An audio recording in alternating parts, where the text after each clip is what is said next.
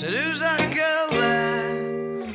I wonder what went wrong so that she had to roam the streets. She doesn't do major credit cards, I doubt she does receipts. It's all not quite legitimate.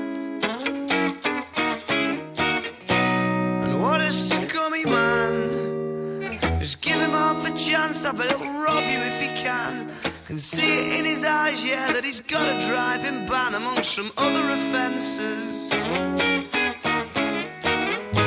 And I've seen him with girls of the night, and he told Roxanne to put on her red light. They're all infected, but he'll be alright, 'cause he's a scumbag, don't you know? I said he's a scumbag, don't you know?